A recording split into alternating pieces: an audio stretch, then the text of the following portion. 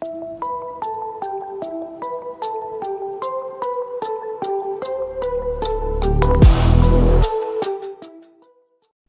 الرابطة والدوري الإسباني الستار عن موعد مباراة كلاسيكو الدور الأول بين العملاقين برشلونة وريال مدريد.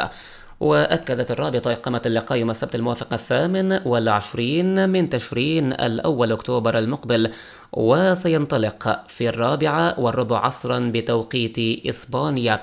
وسيحل ريال مدريد ضيفا على برشلونة في ملعب لويس كومبانيوس الأولمبي الذي يستضيف الكلاسيكو لأول مرة في التاريخ. ويستضيف هذا الملعب مباريات برشلونة حتى أواخر العام 2024 لحين الانتهاء من أعمال تجديد وبناء الملعب القديم الكامب نو. وكان برشلونة حامل اللقب استهل مشواره في الدوري بتحقيق 3 انتصارات وتعادل في مرة واحدة، وذلك في أول 4 جولات من عمر المسابقة.